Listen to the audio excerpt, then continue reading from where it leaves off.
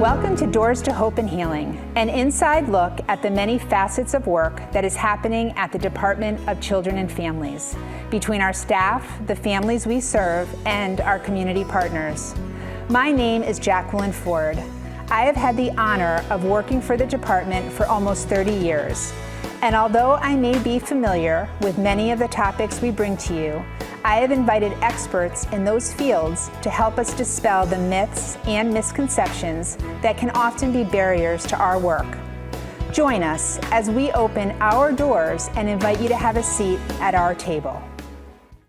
Hello, everyone, and welcome to Doors to Hope and Healing. I'm your host, Jaqueline Ford, and I'm honored to be together here with two members from the Connecticut Alliance of Foster and Adoptive Families, commonly known as KFAP.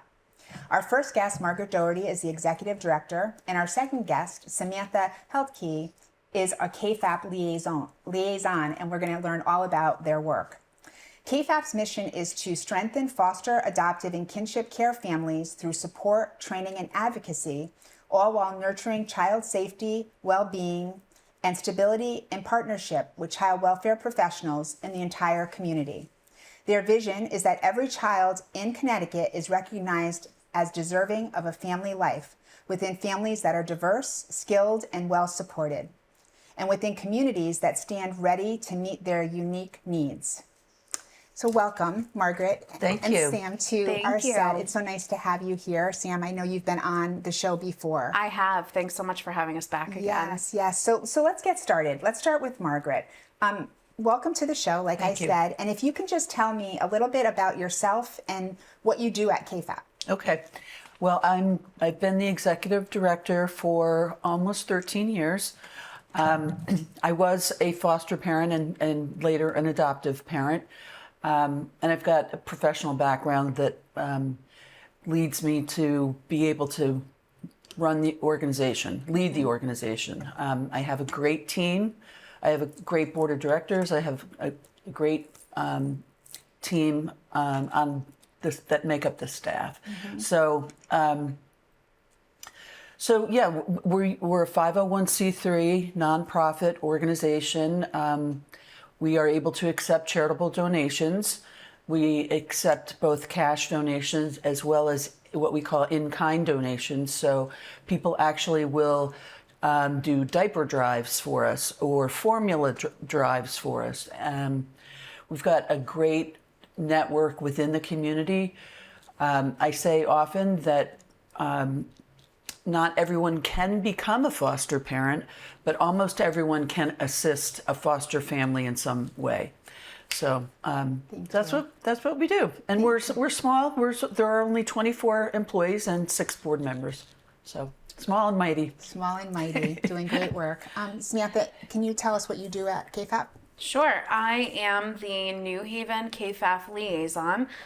So for us, we have 14 different liaisons, one in each of the DCF area offices. Mm-hmm. So I'm the one in Region 2 out of the New Haven office. Okay, and we'll get into a little bit more on what that means on a day-to-day basis.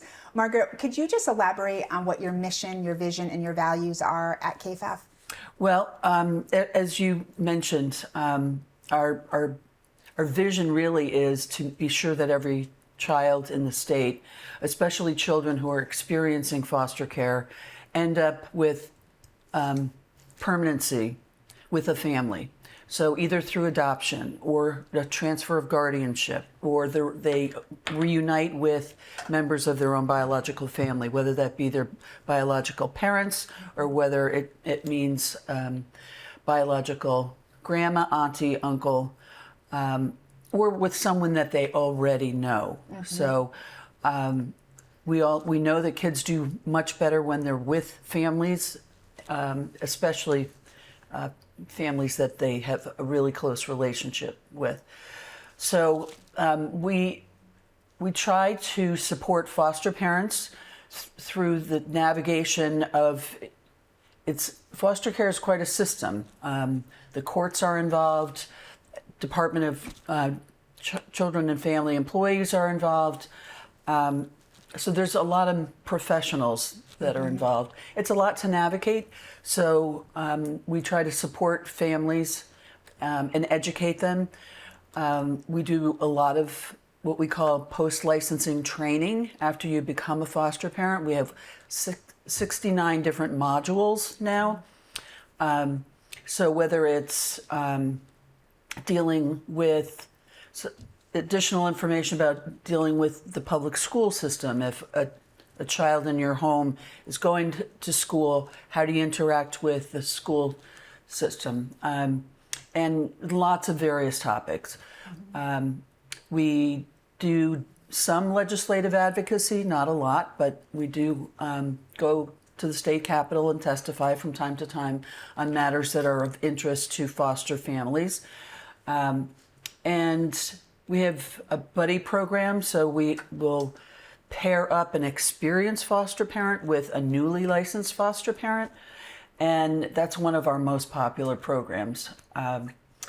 When you talk about the post-module trainings, is that required that parents that are licensed have to finish X amount of hours? Yes, they do. They have, it's 6 modules a year, right? Yep. And in addition to CPR every 2 years. Mm-hmm. So we do a lot of CPR training, and we have wonderful trainers. These are professionals who are just absolutely devoted to supporting foster parents. They've been with us for years, mm-hmm. and just love interacting with foster parents, hearing what's going on in their home, how the kids are doing, all of those things. So that's great. The other great thing about that is those modules, we offer them in English and in Spanish. Some of them are in person with a trainer, and some of them are online that you can take at your own leisure. So we just want to make sure that they feel supported in getting that work done. And sometimes it's not about a topic that is happening, but more specific to caring for the needs of a child individually, such as autism or medical needs, or even just stress management for the family as a whole. So let's talk to you about your role as a KFAP liaison. I know you said there are 14 of you. Is that what you said? Yes. So what is a KFAP liaison? What does a liaison do? So a liaison is, we're a really dedicated team of individuals that have had experience in the child welfare world, either they themselves, such as myself, I grew up experiencing foster care, or maybe they might have been a licensed caregiver or just done some work within that community. And so they take their expertise, professional lived experience, and help support, guide, and train our licensed caregivers to be able to take care of the children in their homes the best that they can. So walk me through what a typical day would be like for a KFAP liaison. You're positioned, you're stationed right there in the DCF offices, correct, right? So what would be a normal day? You begin your day, and I know for all the offices it might be different because the management structure is different and the roles are different, but what would be a typical day? Sure. So like you said, it can change from day to day.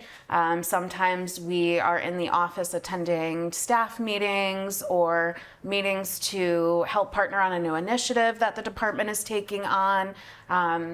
Having a seat in the area office really gives us that ability to stay connected with DCF and hear about any new upcoming initiatives that are happening, things that will benefit our families, and it gives us the chance to be able to advocate on behalf of our families as well. So we work closely with social workers on the Child Protective Services side and helping make sure that the needs of the caregiver is met by making sure that the kids' needs are also met. And we also work with the foster care division on their half of support. Sometimes they may invite us to go out to a home visit, or we may go out to see a family on our own. Any events that they have, we partner with them on.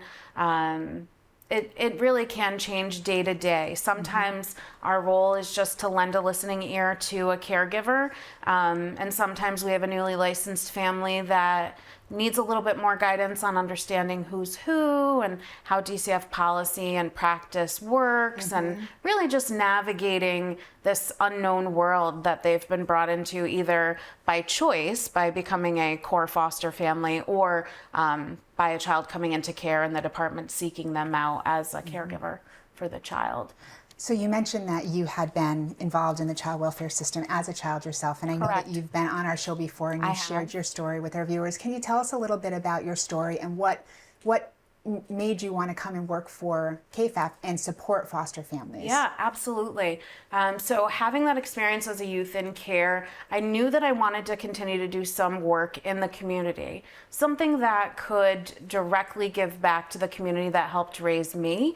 And so prior to coming to work for KFAF, I was a recruiter for the department, working on recruitment and retention for Region 2, New Haven and Milford area offices.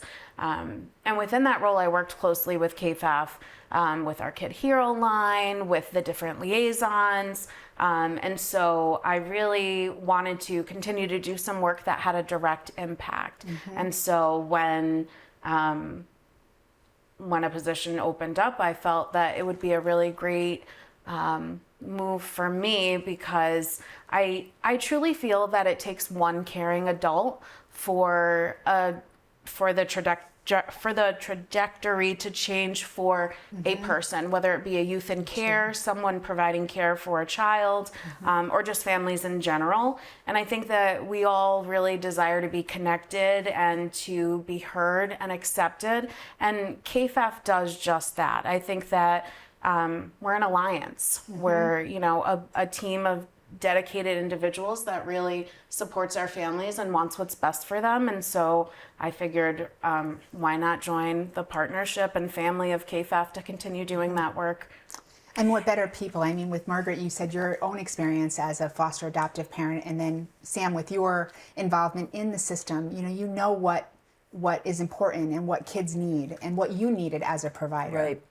Almost everyone on our staff has had some involvement with foster care and or adoption. So that's important.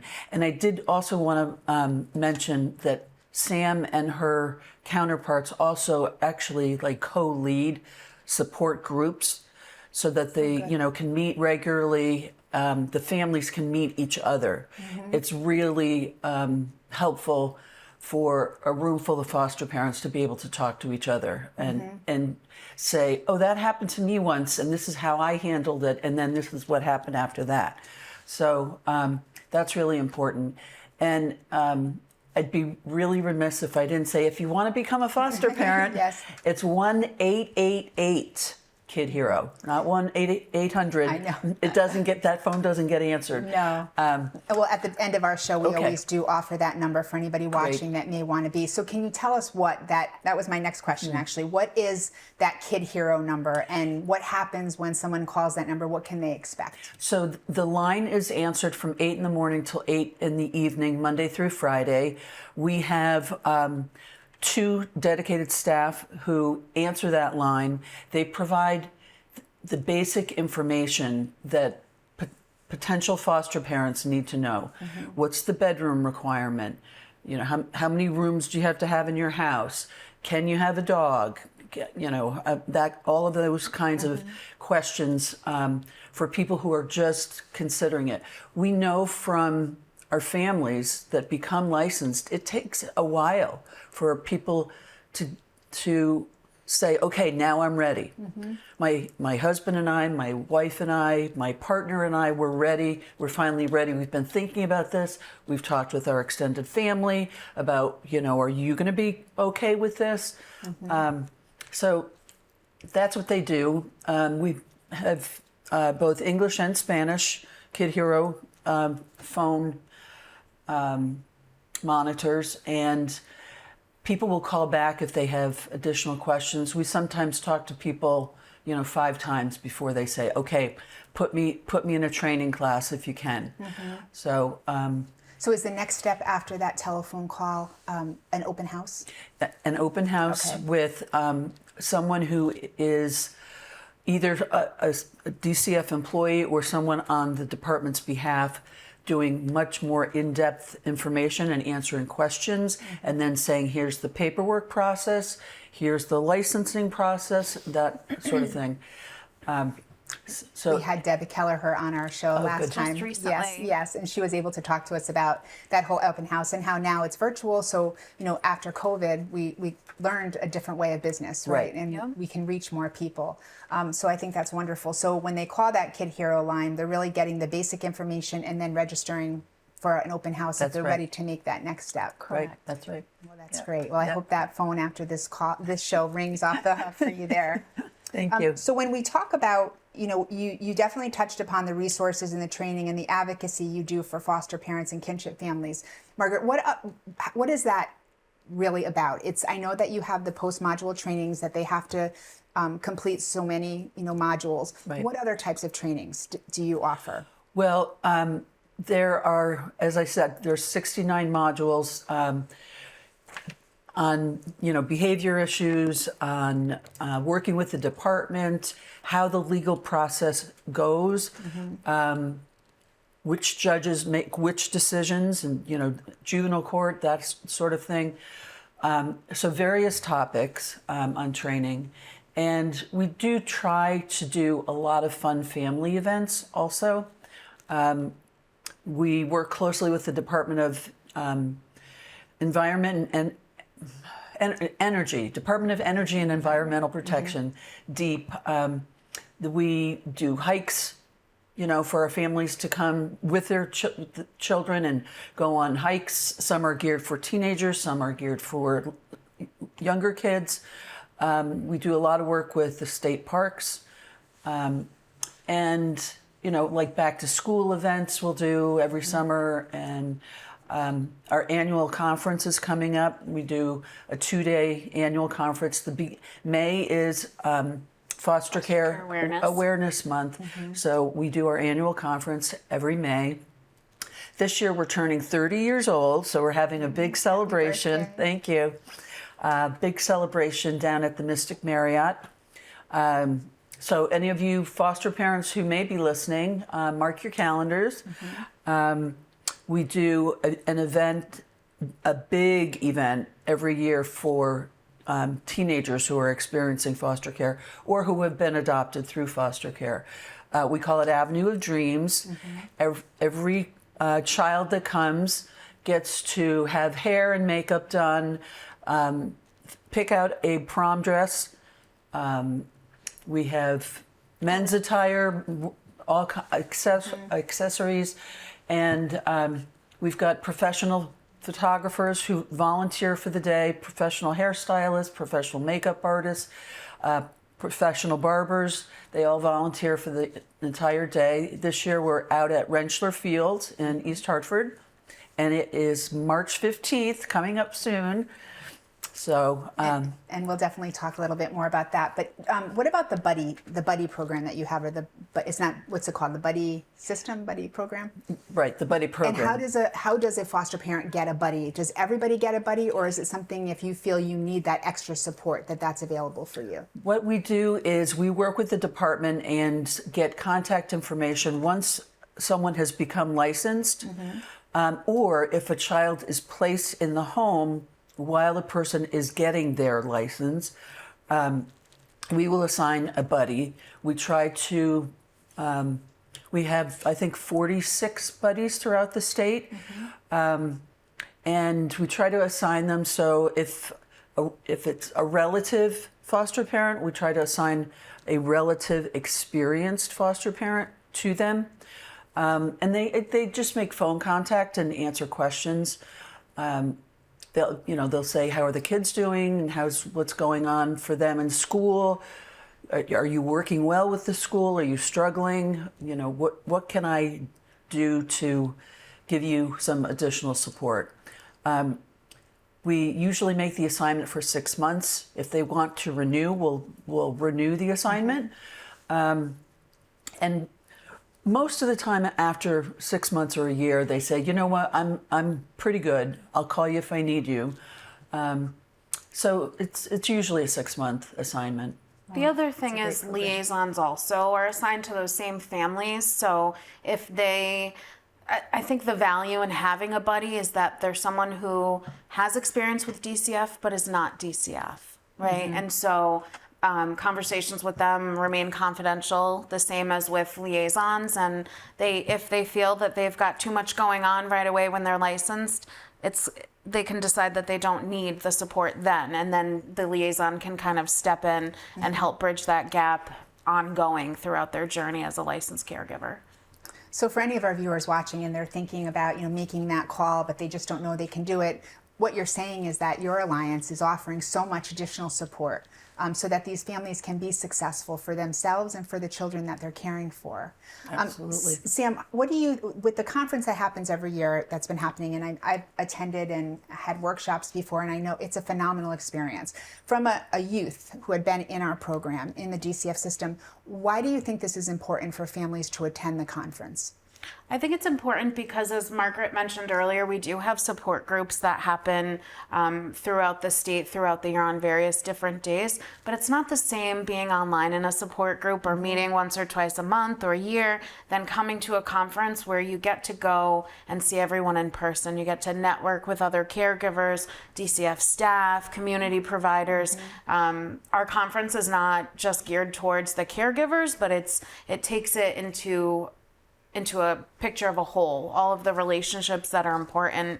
Again, the community providers, different staff members at DCF, and then those doing the work with the children on day-to-day, the caregivers. I think it's important for them to attend because we try to stay updated on what's going on in the world around us, and we want to make sure that they get top-notch training on trauma-informed care and relationships and what that looks like and how to maintain those relationships. So I feel that it's important for them to attend the conference because they get that sense of community.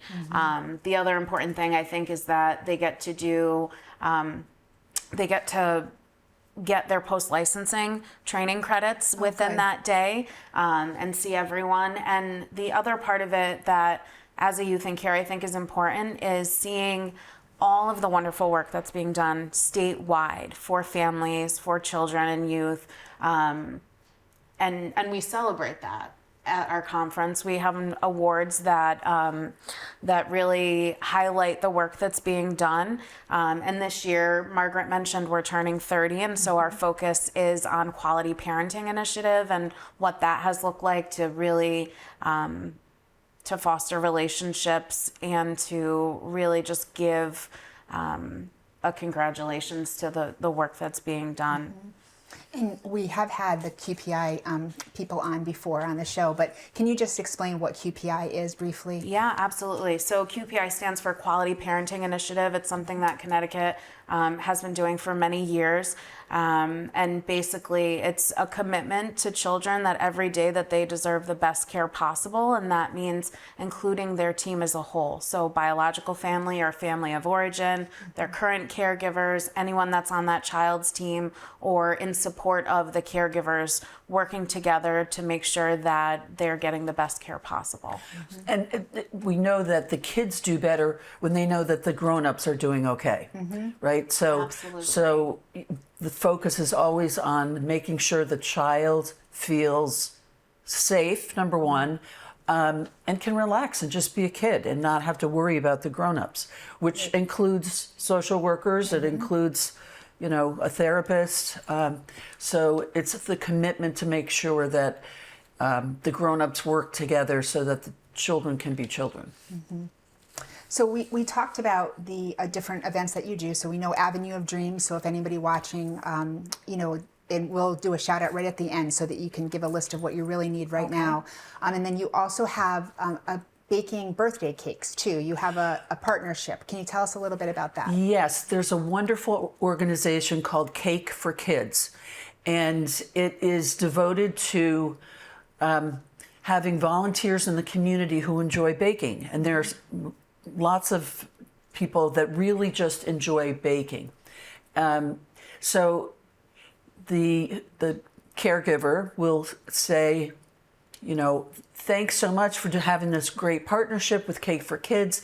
I have a child whose birthday is coming up. Can I request a cake? And we say, yes, we'll contact them and ask them to find a volunteer in the community to bake the cake or the cupcakes or the cookies, and what does your child especially like, so that we can tell the baker, well, my little one likes Minnie Mouse. She is crazy for Minnie Mouse, so it's a Minnie Mouse themed dessert or cake. Other things are baseball or basketball or ballet, and so it's absolutely wonderful. The bakers hand deliver the items to our office, and then we let the family know your cake has arrived. So we get to see all of these great pictures. And we do have a newsletter, and if you want to go to our website, you can sign up for our newsletter. We try to thank Cake for Kids every single quarter by showing some of the cakes that their volunteers have made. And the cakes are free to our families, so it kind of takes away that financial burden to allow them to celebrate the child and their birthday without having to worry about where they're going to come up with the money for the cake or the dessert. And we've seen some really great stuff over the years. We have very talented bakers in the state of Connecticut. I think that's a great partnership to have. Birthdays are so important, and birthdays don't stop for children when they go into foster care. They're growing and they're celebrating, even in that temporary home. So before we close today, Sam, what would you tell if the viewers are watching and they want to help to donate towards your event, or they want to donate their time and come? Maybe they're a seamstress, a hairdresser. What are your needs right now? So Avenue of Dreams is a beautiful transformative day. It might be a little bit more helpful if I tell how the day runs. Yeah, sure. So it starts off with our youth coming to our event. This year it's going to be at Rentschler Field again. And they break off into groups, and throughout the day we have glam guides. So for females it's a fairy glam mother, for males it's a shining knight, and for other individuals that identify differently it would be a glam guide. And they take them throughout these different stations throughout the day. That's really meant to put a spotlight on the youth so that they feel important and empowered. And it's a really beautiful day because as teenagers, they're like, I don't want to be here at 8 in the morning or 8:30, 9 o'clock. And they break off into their groups, and you see them start to peel away some of the layers as the day goes on. And they get to pick out formal attire, so a dress or a tux, shoes. They get to have their hair and makeup professionally done. And then they get to pick out accessories. There are workshops that we have them attend for empowerment or just some how-to. And then at the end of the day, in the afternoon, we break for lunch, and then the day concludes with having a fashion show. And so if they want to, while they're all made up, they walk our fashion show, which is great. And it's a way to really highlight them, that they matter and they're important. And you see the transformation happen from the morning till the afternoon. I know in the past I've had a youth that I worked with, and she was really frustrated because she couldn't find a dress and was just going through a lot outside in her day-to-day life. And I took the time to go through the dresses with her and find something that fit and worked for her and make sure that she was really taken care of throughout the day. And at the end of the day, she came to me crying, all done up, hair, everything. And she said, Miss Sam, can I hug you? And I said, absolutely, but I might cry, so not for too long. And she said, thank you so much for taking the time to make sure that I mattered. And that has always stayed with me throughout the years. That really does sum it all up. And I'm sure it's going to be a magical day for everyone who participates. All the information will be on the screen so that our viewers will know where to look for how they can sign up to help. Thank you so much. But thank you both for being on the show today. Thank you. Thank you for having us. Thanks for having us. To our viewers, if you would like more information about KFAF and the Kid Hero line and upcoming events, or how you can support Avenue of Dreams, you can visit them on their website. And if anybody is interested in being a foster or adoptive parent, you can call 1-888-KID-HERO. I am Jaqueline Ford, and this has been Doors to Hope and Healing. Stay well, and we'll see you next time. Thank you.